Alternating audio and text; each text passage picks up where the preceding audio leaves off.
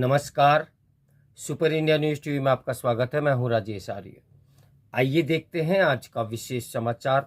फिर उथल पुथल के दौर में नेपाल में लोकतंत्र बहाली कर माओवादी दलों ने जनता को जो सपने दिखाए थे वे लुप्त होते गए।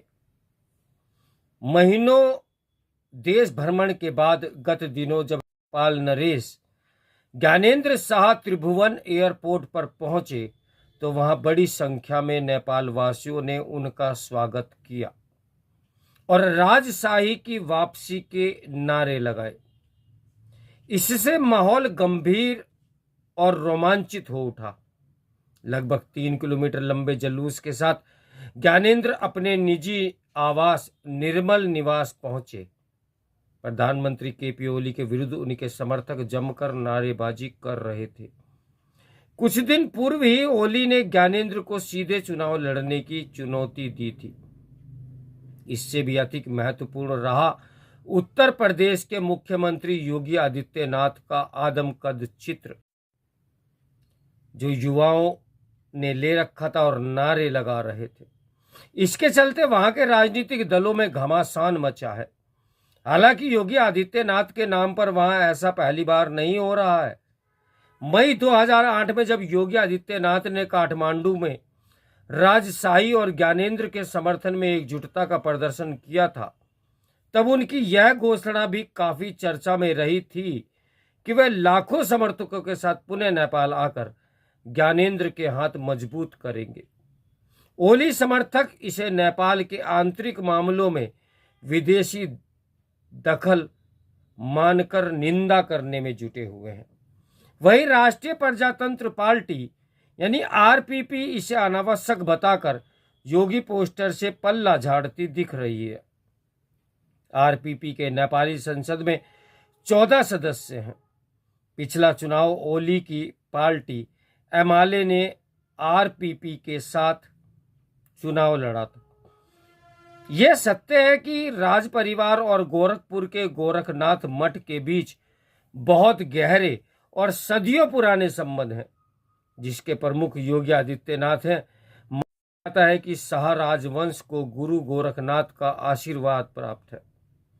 गोरखनाथ शाह राजवंश के प्रमुख देवता भी हैं और जब नेपाल में राजशाही थी तभी भी वह नेपाल के प्रमुख देवता थे। गोरखनाथ मठ प्रमुख लंबे समय से नेपाल के मठों और मंदिरों में जाते रहे हैं। ज्ञानेंद्र ने पिछले महीने लखनऊ और गोरखपुर में योगी आदित्यनाथ से मुलाकात भी की थी। यद्यपि ज्ञानेंद्र के एक सहयोगी ने इसका खंडन किया कि इन मुलाकातों को राजनीतिक से जोड़कर देखना चाहिए। राजनीतिक पद पर होना और धार्मिक मठ की अध्यक्षता करना अलग अलग बातें हैं। नेपाल में राजशाही का इतिहास पुराना है।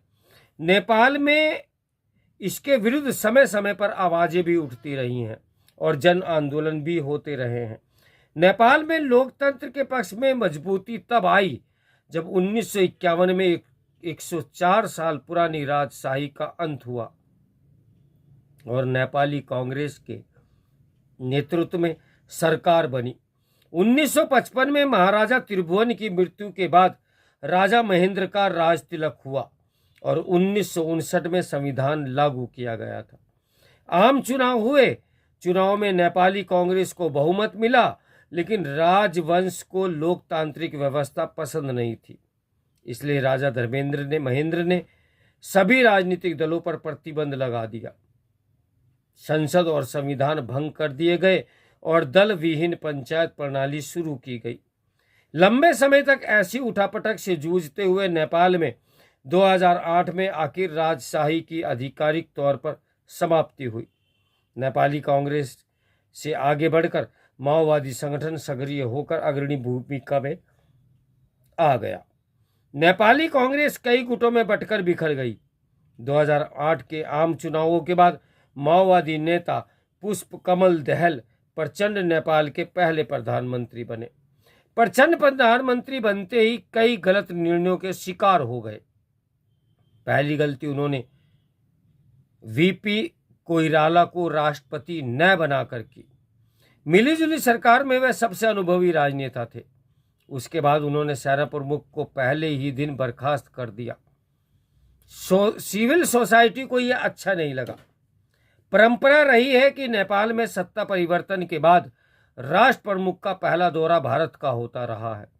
प्रचंड ने इस परंपरा को तोड़कर चीन के शंघाई शहर में आयोजित एक कार्यक्रम में हिस्सा लेना ज्यादा उचित समझा। फिर माओवादियों समेत कई संगठन भारत नेपाल संधि पर ही सवाल उठाकर भारत विरोधी का हिस्सा बनने लगे। इसकी वजह से नेपाल में गठबंधन सरकार के दलों में तीखी प्रतिक्रिया होने लगी। प्रचंड को अपने कार्यकाल के मध्य में ही इस्तीफा देना पड़ा।